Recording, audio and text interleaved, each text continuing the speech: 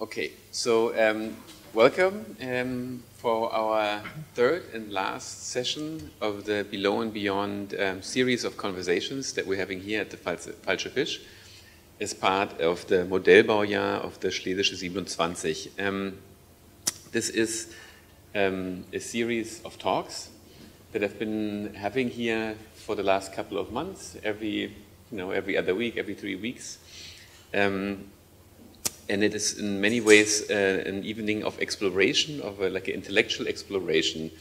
And as the title of the series already says, Below and Beyond, from deep sea to outer space, we have been exploring various kind of topographies. First the ocean, then the earth, and now outer space, with scholars and artists and artistic scholars.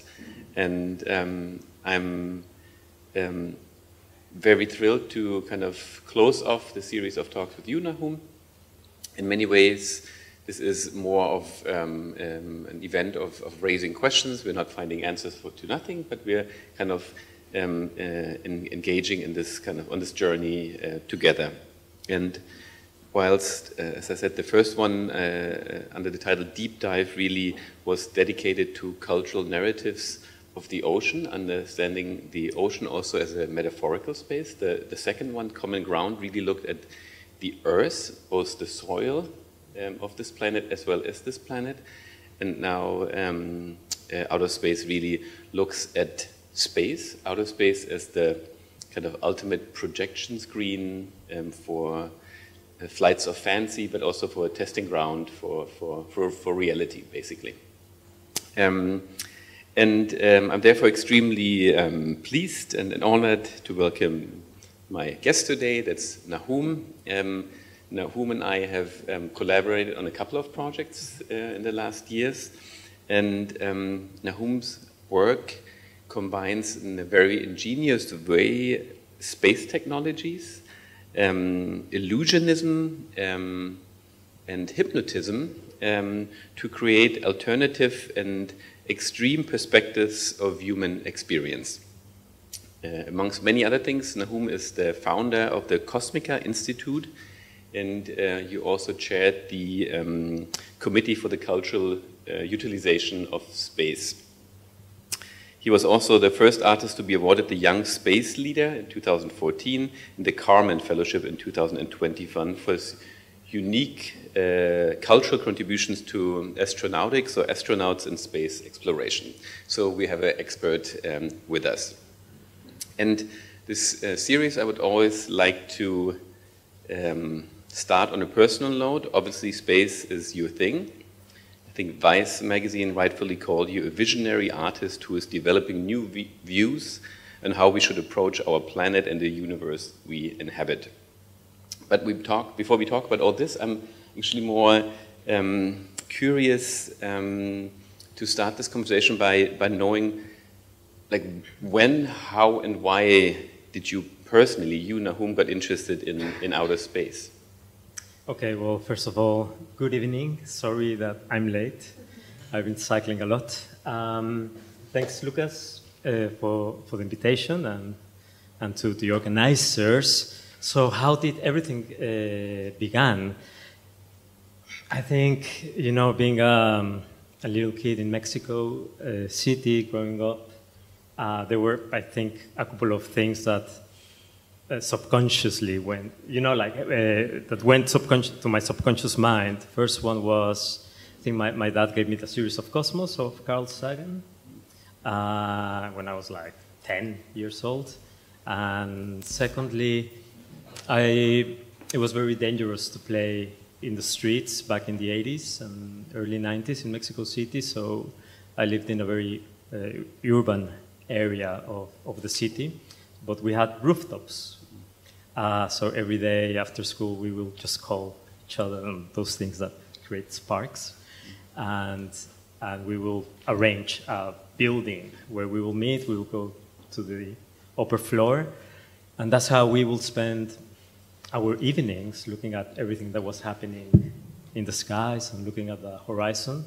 So I think that I always developed that connection to the skies. But I think it started like that. It was never a plan to work in the space sector or as an artist to be involved with space matters. That was an accident that happened later in my life. And maybe you can tell us about that accident, because you just mentioned Mexico City. You studied, or you have a bachelor in computer science, which you did in Mexico City. Then you studied at the Goldsmiths. You have an art degree with honors. And then afterwards, you studied at the Space University in Strasbourg, no? And so it's a very different academic backgrounds that are combined here, but maybe you can talk about that, that accident a little bit more, and also how these different studies inform your practice. Yeah, so that's the beauty of life, like nothing is linear and nothing makes sense when you're like doing the things that you're doing. And I always say to young people, like, don't worry about making sense, just embrace whatever is happening and follow intuition and embrace the accidents. Because in my case, yes, I studied computer science, I worked in Microsoft for some time, and then I just hated that life. And then I remember that I always wanted to be an artist, so slowly I went into that path.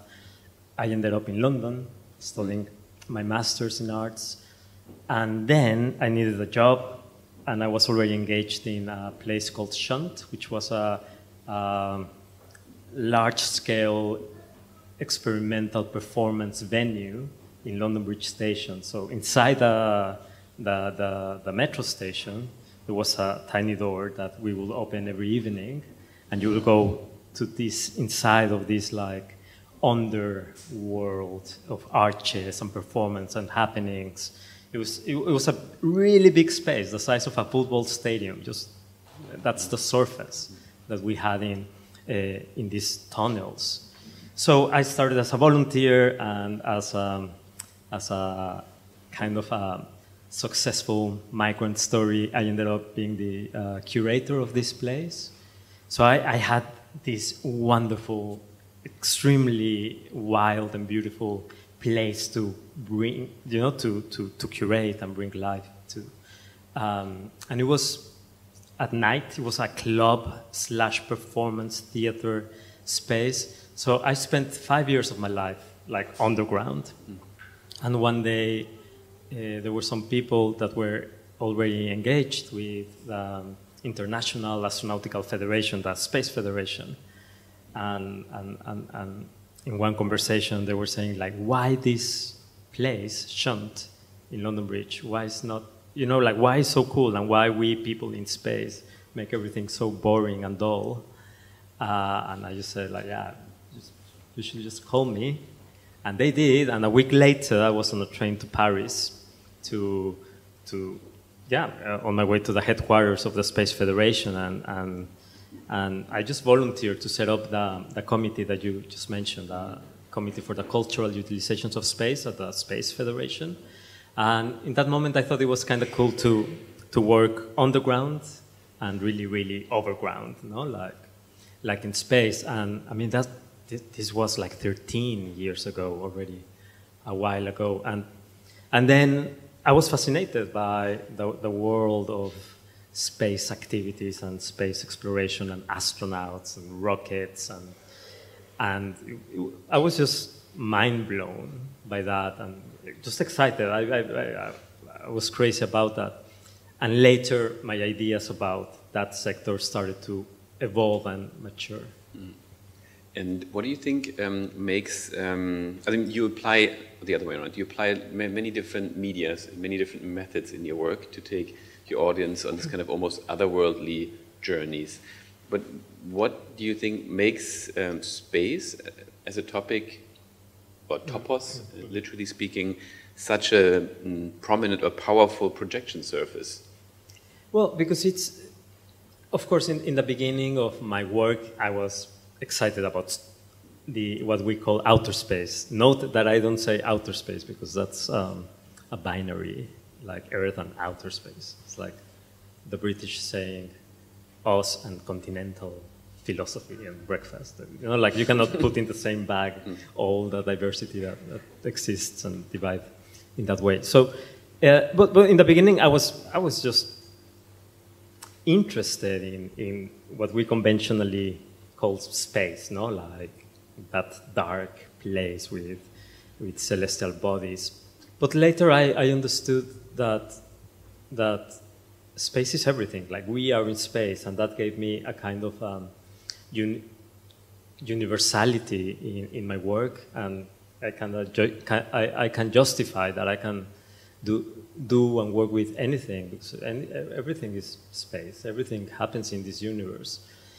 What the beauty of working in this field is that I can explore very strange perspectives. I can go really, really far away to look back at us. I can tweak perspectives. And I'm very interested in looking at the same mundane things, but from particular places, such as the eyes of a satellite, or hypnosis, so basically going really far away or going really deep inside. So within this kind of series of talks, but also within the greater program of the Modellbaujahr, we're thinking a lot about like models of thought, for example, or models of practice and experience. In many ways, you play with the model of space, but you also play within this with the real and the imaginary. And in very clever ways, you kind of navigate in between and through these two. And in many ways, this is also the very core of what science fiction is about, no? Between science and fiction. So can you explain your take on the interrelation between the real and the imaginary? Yeah, well, that's a kind of a paradox, no, of stories. We understand the world through stories, and we have this like strange thing that is, when you are confronted to a new story, it can give you access to understand the world from a different perspective. So in a way, the imaginary can be a tool to understand more or to see more of the so-called objective reality, and that happens in literature and storytelling. And today, I mean, we have to be very aware about the stories that we are writing and the stories that we are following. You can see everything as a story, not like the economy, like that's a story, or countries, nation states, those like someone will say imagined communities, no? Those lines that we draw imaginary in the land of Earth. Those are stories of wars, stories of conflict, of imperialism, as we're seeing today, still happening, sadly. But also we can, if we know the workings of a story, then we can use them in our advantage, for provoking new ways of seeing the world, for imagining new ways of coexistence between humans, between the more than human world with the universe. So I think now that I'm a more mature artist than I was a decade ago, I think at the center of my craft is actually, you can find storytelling. And I'm more and more interested in exploring that element in my work. Maybe we can use this to talk about one of your projects. You also brought a few images with you, because I owe you, or I owe Nahum, one of the most incredible experiences, namely a trip to the moon. So with your ongoing project, and I just introduce it and then give the word to you, you have put, I don't know how many people into hypnosis and sent them to the moon. And so over 1,000. Over 1,000. Yeah. So I was one of these 1,000 people that went to the moon with Nahum. And maybe we can talk about this, but you explain first to our audience about this project, and then I can also share my experience. So this is a good example of this mix of what is real and what is not, and stories like gluing everything.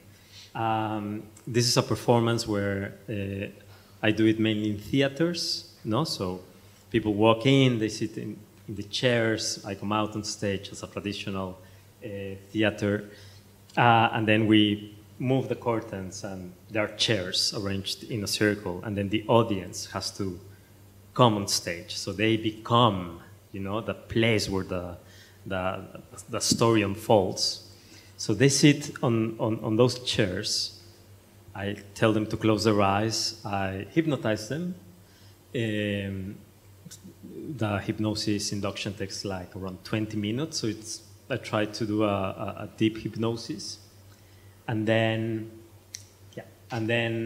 once they are in a trance state, or most of them, I insert a false memory, a memory that, of course, never happened. And because with hypnosis, there is this technique of inserting a false memory into someone's mind. So I put them on a trance state, and I guide them into this journey of, remember that day when, you know, when you had a big problem and you just went to bed. Just find that day in your life, or find that feeling in your life. So then you imagine yourself like in your bed, trying just to escape that day, and you are there. See yourself living that day, and you fall asleep. But then something happened that you don't remember, and I'm going to tell you what was that. You know, and then there's a whole space mission happening, no? Like they went down a staircase, and there was a capsule, and they went to the moon. And all this is enhanced with really nice soundscape and light design. And something that I've learned after many shows is I don't feel comfortable inserting one story in people's minds. I'm more interested in everyone having a different story. So I learned how to construct the story by asking questions, like, okay, we'll go to this in a minute. So can we go to the previous one, please? Okay. So I ask questions like, okay, you are starting to remember. What are you remembering? How, you know, like when they land on the moon, how does your body feel? Are you here alone? Is there anyone else? What are the colors? Can you smell? Can you touch? So I construct a story.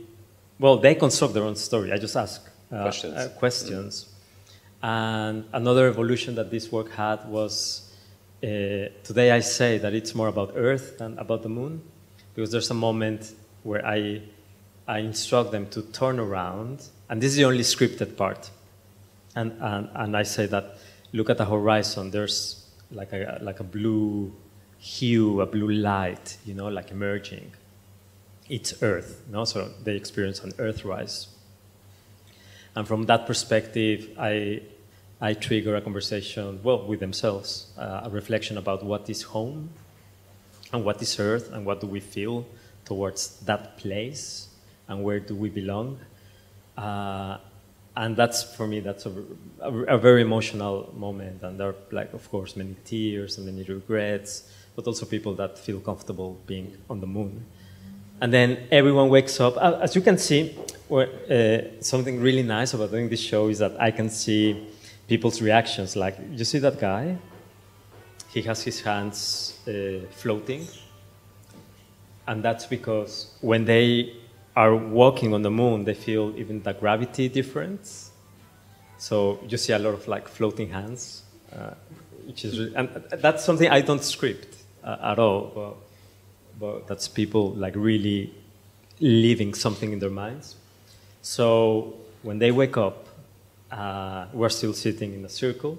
I just ask them, what do you remember now? And that's when people share their stories. And to me, as a performer, that's like my applause. You know, just listening to all this variety of stories.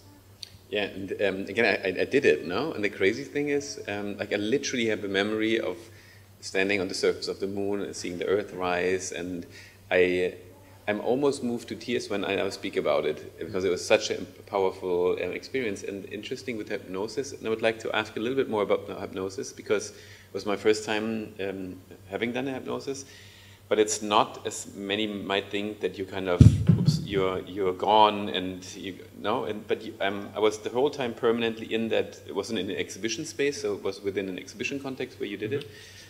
So I was always present and aware of my body and where I'm sitting, but at the same time I was also on the moon. So it's kind of like a very guided meditation in many ways.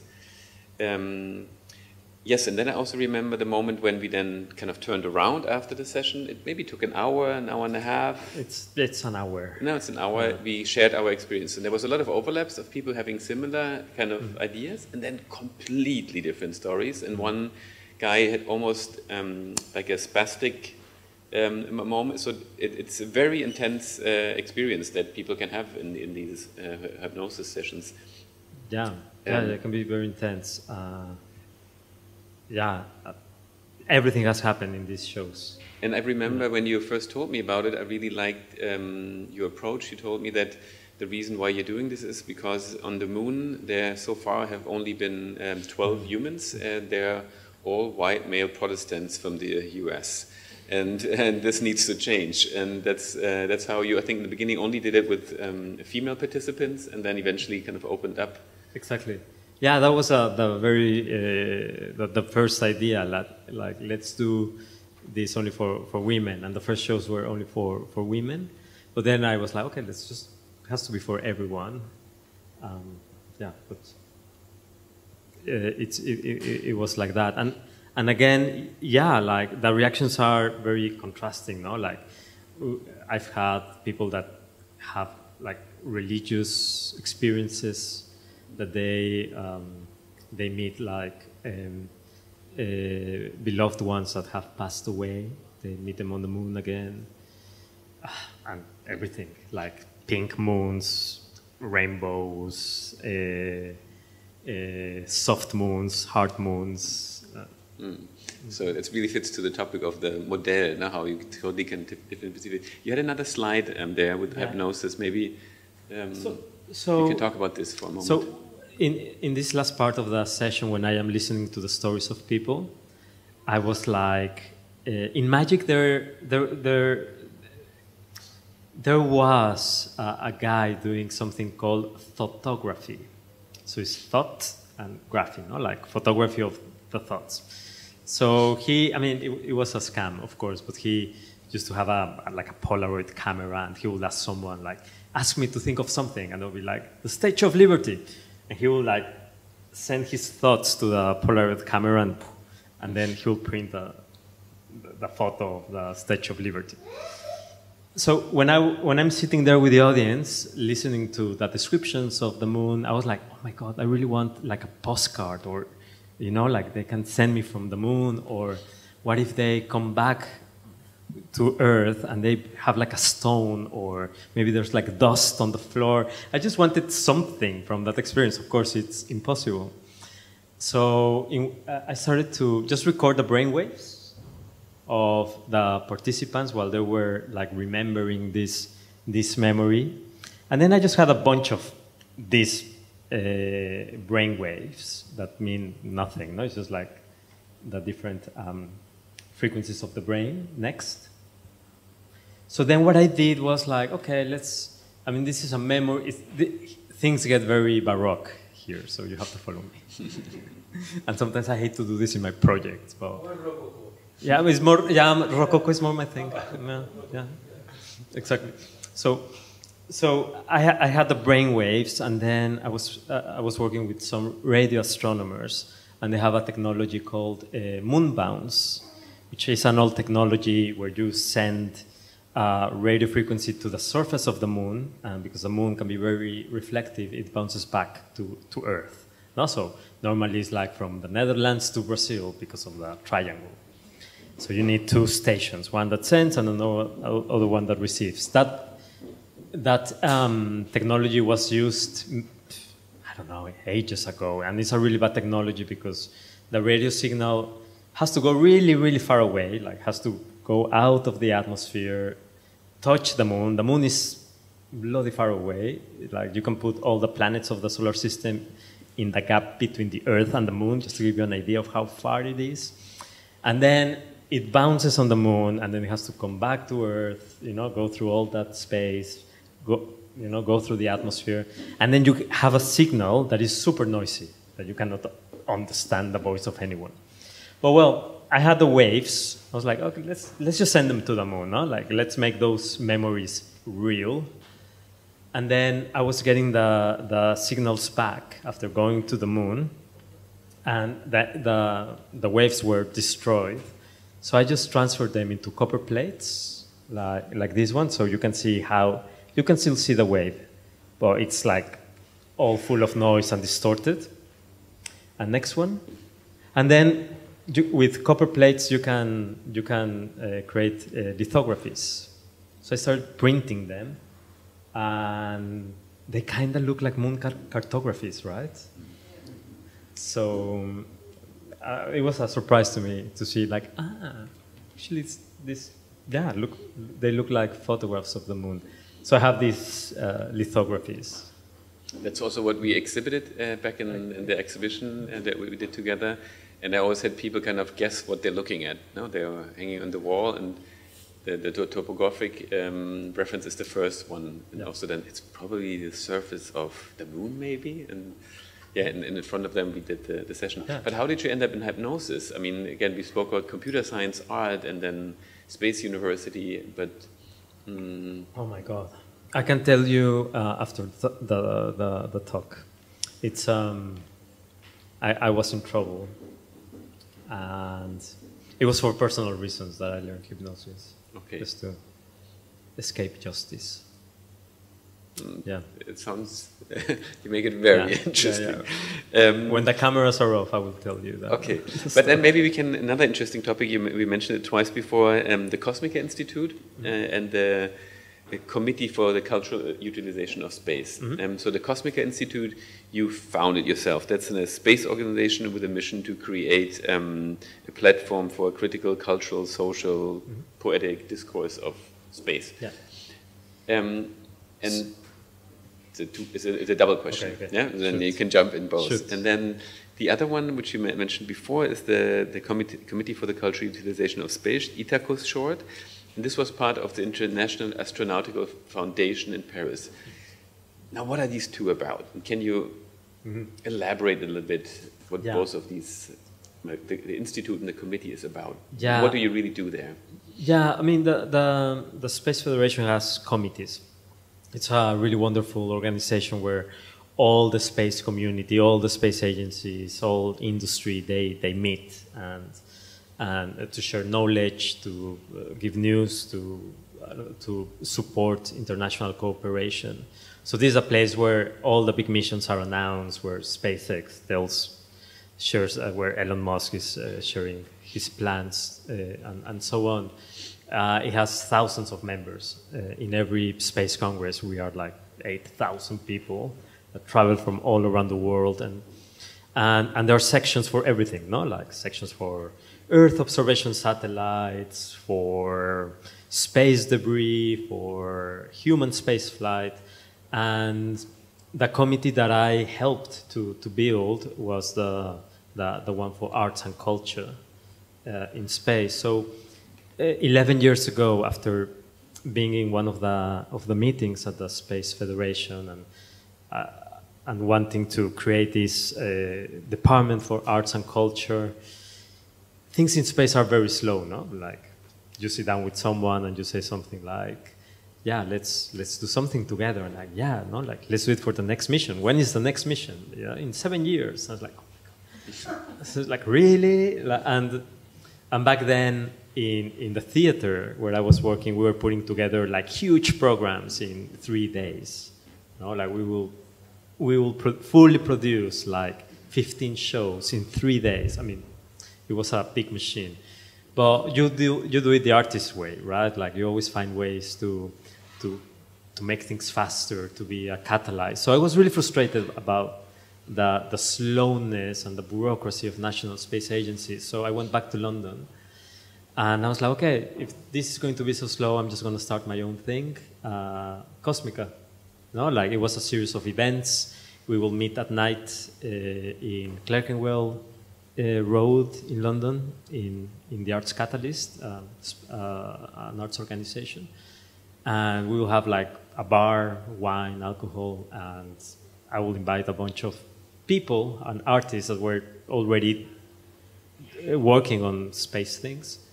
So it'll be a mix of, I don't know, if it was the moon, we will have an artist that recreated the smell of the moon and he will splash it to all the room, and a DJ will come with antennas and with the frequencies of the moon, he will make beats, and then we'll have like moon cocktails. And so it was more like following my interest in performance and live arts and music.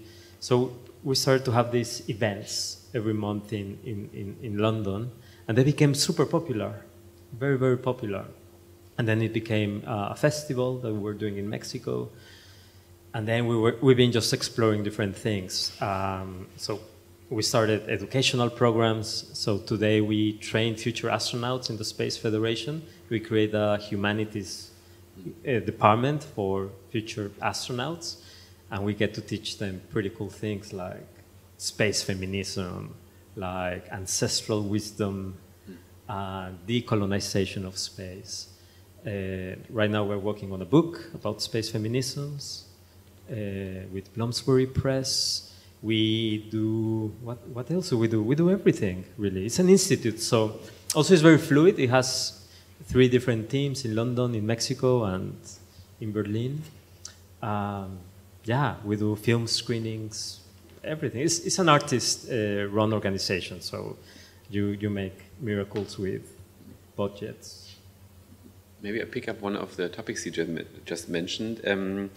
Because the idea of like visiting and potentially living on other planets than our own has been around for centuries, and like the imagining humans as a multiplanetary species is also not a mere fantasy anymore. But all too often we read of the conquering of space or the settlements in outer space or even the colonization of space. It's a very usual terminology, but I remember in a conversation with you that you kind of resist the idea that space is ours to conquer or to settle or to colonize. Instead, you argue that artists must be included in this whole conversation about how we explore space, or else humanity is risking to make the same mistakes they did before, no? Also by the idea of like colonizing empires made in the past.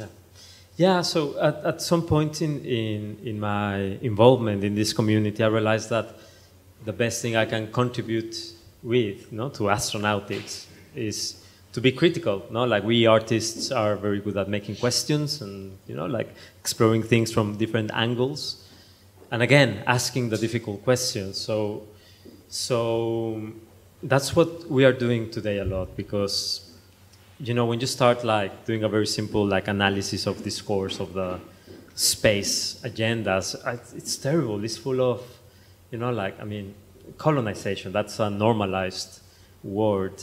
And as I always say, I come from a colonized country, Mexico, and we're still going to therapy, from something that happened 500 years ago. So what do we mean when we say like a colony on the moon, a colony on Mars? Do we really mean it, that we as humans can just go anywhere and claim those lands as ours and exploit them? Or it's still so embedded in our mental structures that it's just our normal way of operating? So in either way, it needs to be challenged and it needs to be questioned. When it comes to, you can see there's so much like colonial jargon in space activities, no? Like in the US, they speak a lot about space, the final frontier. Frontier is it's a colonial term. Even exploration, space exploration, again, comes from colonial times of the explorers and expeditions. So we really have to, question like what's our relationship to a celestial body, to land, to the moon, and so on, because right now it seems that we are just like exporting the best of humanity to other places, like capitalism, colonialism, patriarchy, and all those wonderful things. So I think it's time, you know, if space is really going to be a sector of, you know, of the future, you know, of new possibilities, of new ways of imagining ourselves, it has to really update its discourses. It's not possible that we are developing the latest science and technology, and yet we're using cultural paradigms that are like 500 years old. So there's, you know, there's a lot of work to do for cultural practitioners to, you know, to provoke a shift in the way that we are conducting ourselves in the universe. Yeah, beautifully put. Maybe before we go into talking a little bit about art and science, you brought a few more projects with you. Maybe we can look at a few of them. Okay, matters of gravity. So, yeah, I mean, arts and science, just to talk about this, yeah, I like to use big machines sometimes for my work. I designed a space mission with Roscosmos, the Russian space agency, a few years ago, and it was a zero-gravity mission. So we boarded this beautiful spacecraft, which is a big plane that goes very high up in the atmosphere, and then you are floating. So in zero-gravity, we created a series of performances. One was about just touch and hugging people. That's me doing a performance. Next, please. Yeah, next one. Yeah, also we smashed a Mexican piñata, because why not? That was pretty fun. The next project, I did Contour of Presence, and this is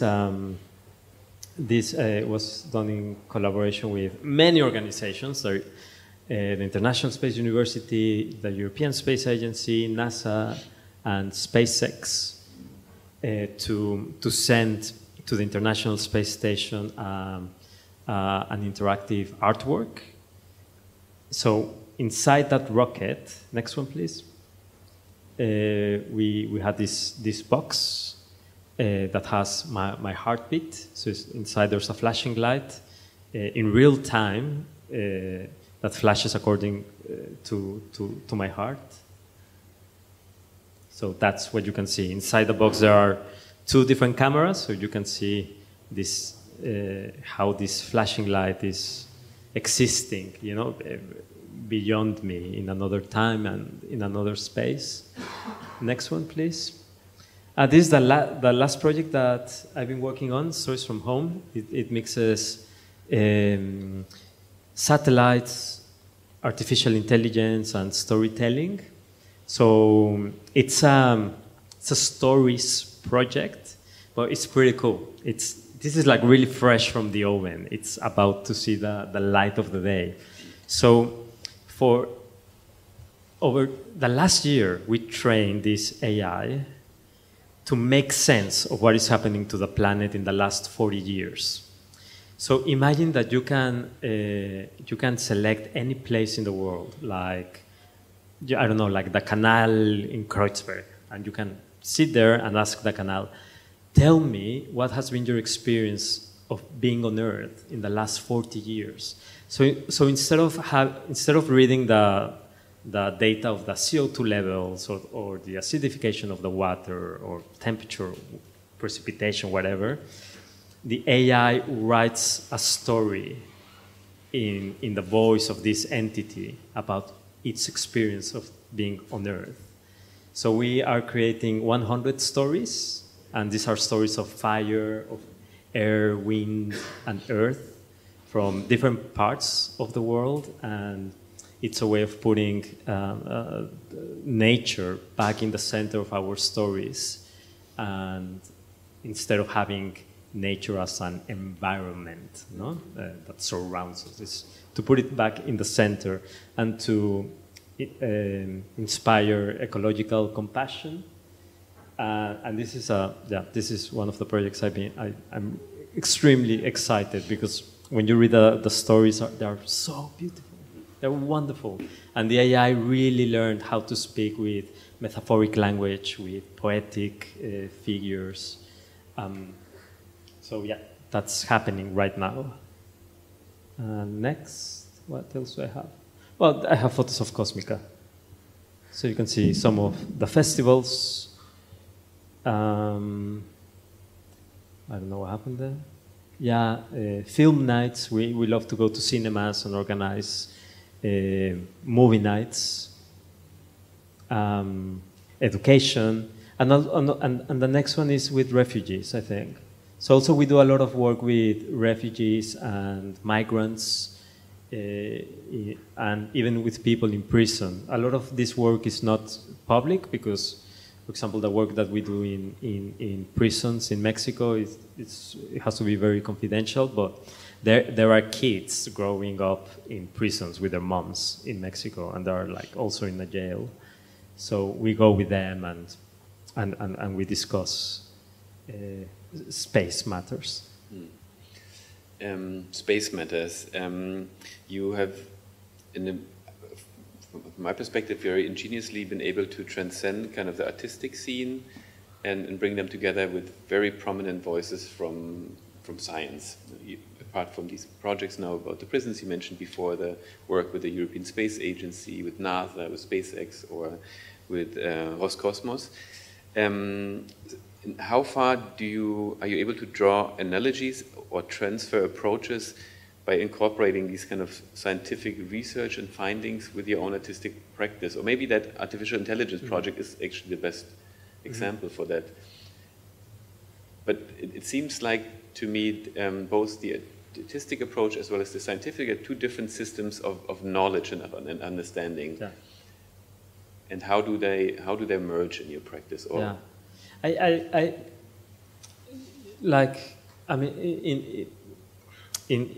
We know that many artists, when they start working with science and technology, they become engineers and they almost become scientists as well. I guess I am in the other spectrum, where I like to keep myself, to stay as an artist and of course understand what they're talking about and understand the language, but I'm an artist and that's the language that I speak. So I really believe that there are more than one way of making sense of where we are and what we're doing. Of course, science is a very important and useful language. When it comes to pandemics and flying people in airplanes, it's very important, to get that right. But it's not the only way of understanding and making sense. There are many other languages. So in my view, the more languages that we have that reflect or try to understand the point of reality, the more, the richer conversation that we will have. What I tell to artists that are engaged with science is like, if we all become scientists, then we'll be speaking about the same thing in the same way. So I try to stay as an artist. Of course, I understand and I love scientific knowledge as well, but I feel that poetry sometimes is more accurate than science. I am on that stage. But when you are going to collaborate with a scientist, when you are going to launch something on a rocket, or use or do a space mission, with Roscosmos, then you really have to create. First, you have to create relationships, because these things are not easily done. These things are not for hire, or you cannot send an email and just request to do something like that. So I've spent a lot of years contributing to these communities, creating relationships and friendships, and showing them that we can get excited about the same thing, but from very, very different perspectives. That I don't want to be a scientist, I don't want to be an engineer, but I have my own language. And ultimately, we get excited about doing about the same thing, but from different ways. So, yeah, That's right. Actually, I asked a similar question to my last guest here, Luisa Luz, and she mentioned, well, we need art, we need science, but we also need magic. And then I now sitting next to you, you're also a trained magician. Yeah, I did that for many years. So, how about that? My God, magic! I don't know. You know, like as many people do. You know, you get excited by something, you don't know why, and you just go as deep as you can. And there was a point where I was doing like public magic shows and reading people's minds. That was my thing, like mentalism. And then I stopped because it didn't feel right for some reason.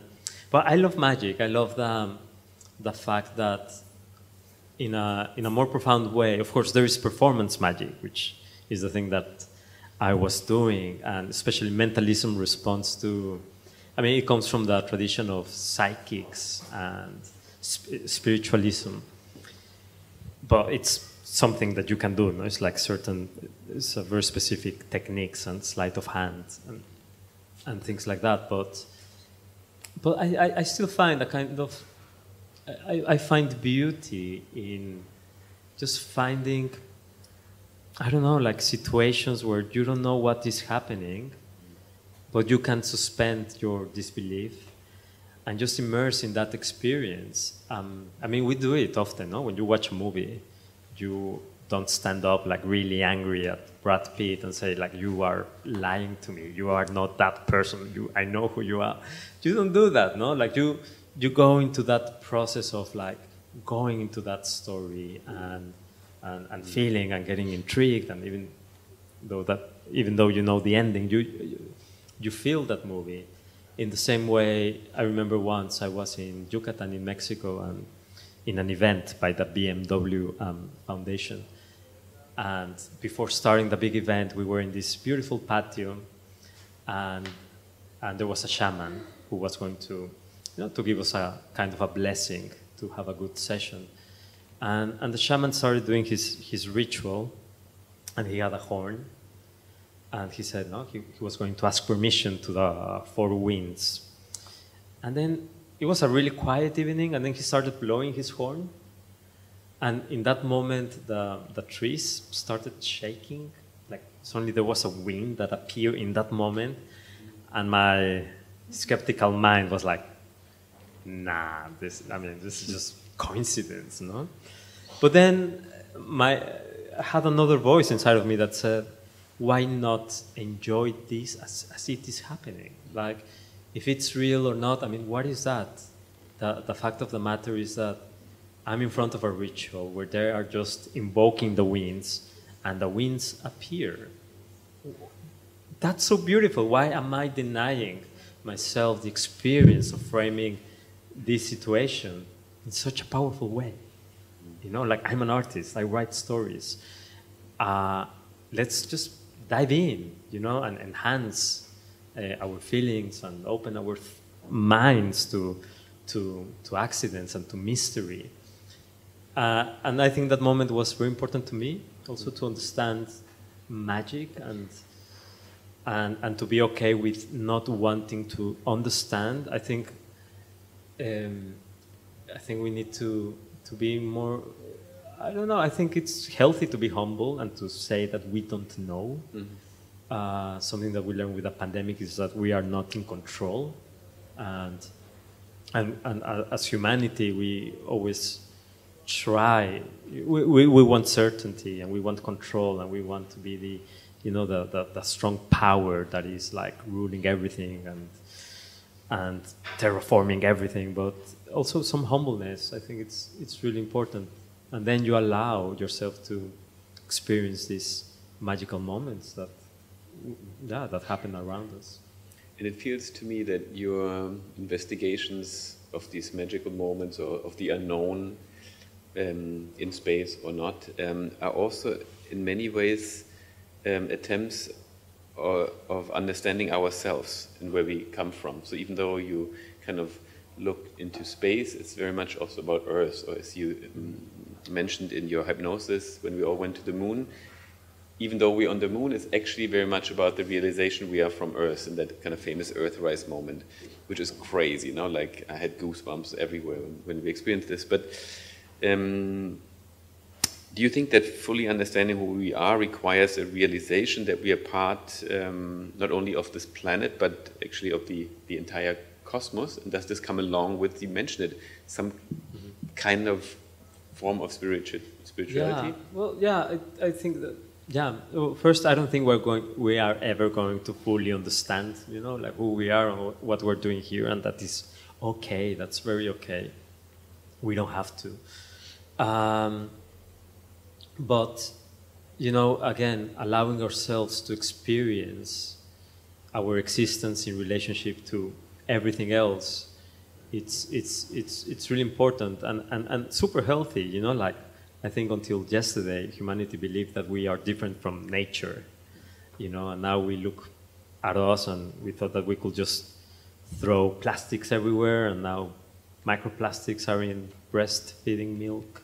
So, you know, like we're pretty much part of everything. Like, and this is something related to space.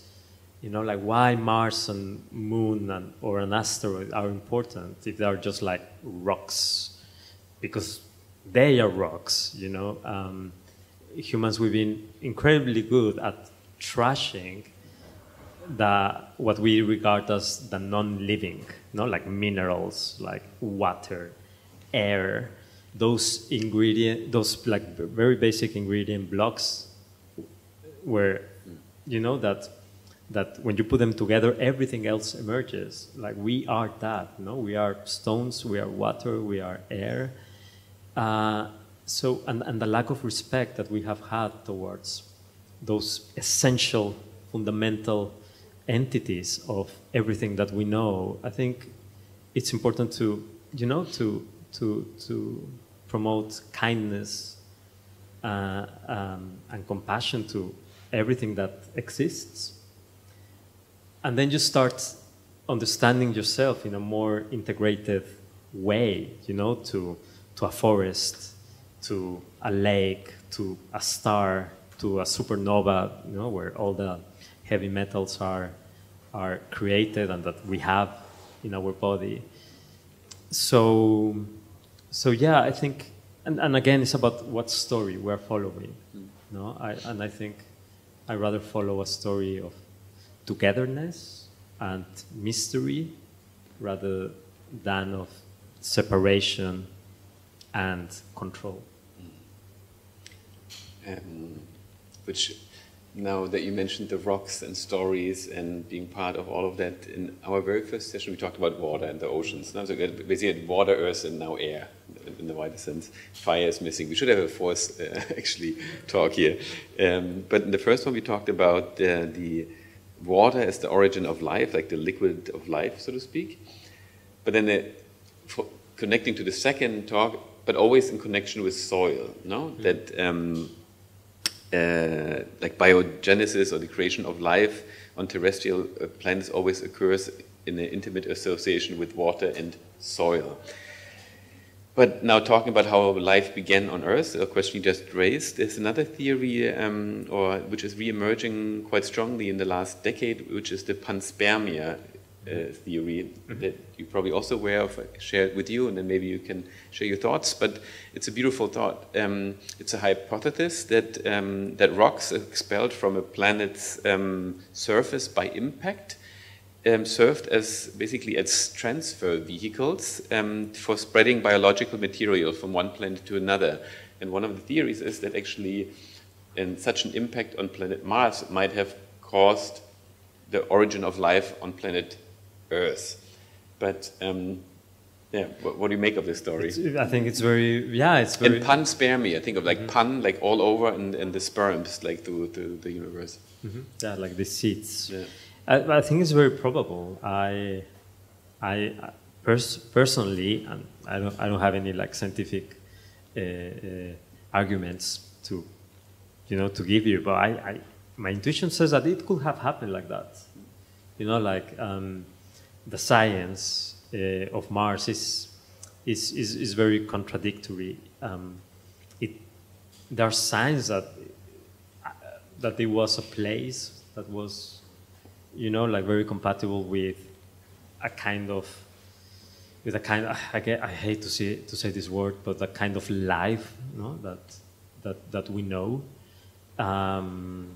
Or maybe there is still some organic activity happening under the stones of Mars, and it's the closest that we have to find something similar to what we know. But also, I think it's important not to fool ourselves. This is my opinion, and I might be completely wrong, and everyone should challenge me as well.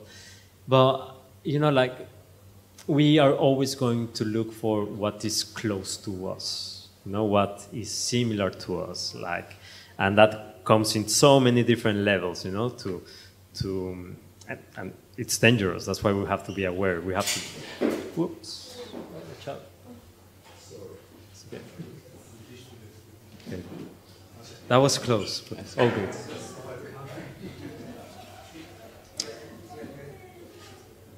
Yeah, so what I was saying is that there's this human, there's something in our nature that always tries to, you know, to stay close to the thing that we know. I think maybe it comes from this desire of knowing or feeling safe, you know, and that's why, you know, people that look the same like to gather, you know, like to stay together, and, you know, and you can expand it into what we regard as living and what we don't regard as living. And Mars, you know, it looks like once it was like Earth, and we have this closeness, but also like a celestial body that it's completely out of our understanding because it's a big ball of gas, and we just can't think that the life that we know could exist there has less value or less importance. I think it's, so I'll be cautious about feeling too familiar with things and embrace just everything. That's nice. I like the idea that we're kind of all aliens with the panspermia theory. Yeah. But maybe this is a good moment to ask the audience if you have questions for Nahum at this point. And please don't feel shy. There's no such thing as a stupid question or a comment.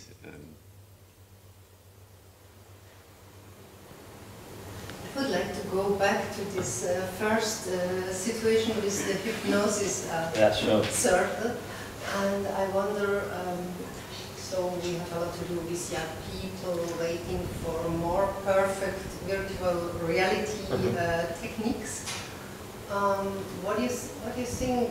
Would we find some kind of similar freedom in technologies like you show us here with very simple, direct communication? So I don't know. Yeah, well, technology is great, but yeah, it's not neutral, and also it's all about content and purpose, no? Like, why do you use certain technology? I like to say that the ultimate virtual reality is like our minds. And I think that the changes that we need to do as humanity, there are not changes in technology, there are changes in mindsets, in the way that we understand existence and understand everything else. Technology is going to help, but it's not the answer. Technology can sometimes just amplify what we already are and the stories that we are already telling to ourselves. So, yeah, I am not that optimistic about technology solving all our issues. But working, you know, with this, I find it way more promising.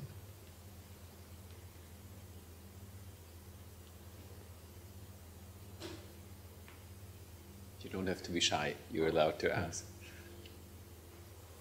I have a question.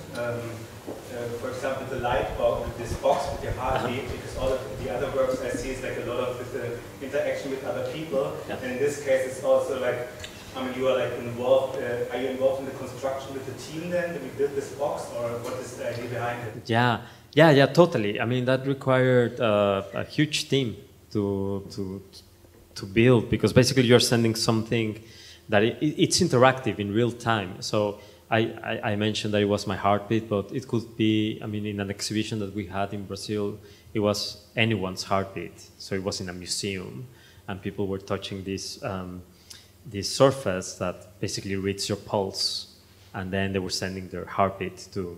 So it wasn't about your heartbeat, it was about like the idea to bring a heartbeat into space. Exactly. But I was the one who did it the most, that's why. So, yeah. So it was interactive, and that was basically the way that we managed to make this project, because there was an opportunity to test a new technology in the International Space Station that will give us real-time access to a piece of technology to be designed. And this had never been done before. Normally, I mean, of course, NASA and the European Space Agency and Roscosmos, they have access to the internet of the ISS, but only them. And this was the first time that we created imagine like kind of an intranet outside of the main system of the ISS, where that could be used in a civilian way. So that was really exciting, and my brief was to do something interactive and to push the limits, no? So that said, if there's no more questions from you guys, we come to the end of the last of our 3 sessions here below and beyond at Falsche Fisch.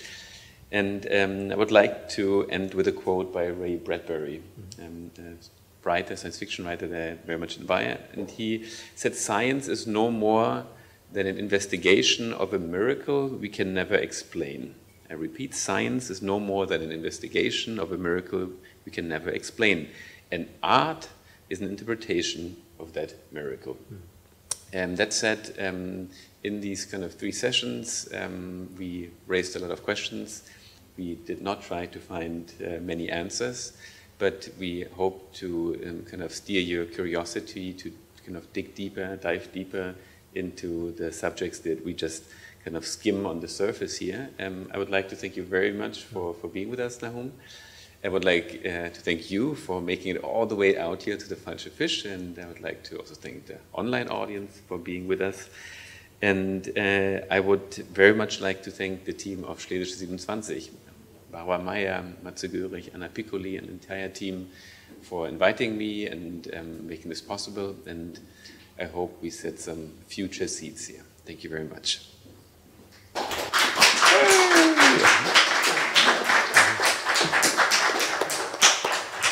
Willst du auch was sagen? Stichwort. I have one more question. Can you go back to the lithography? Yeah, sure. To this, yeah, I didn't understand really how you made it. Can you explain it short again? Sure. And also, Dimitri was not there in this time. Maybe you have a look. It's very interesting. So yeah, so basically, you know, like I put EEG headset while people were being hypnotized. So the EEG headset records a stream of brain activity, right?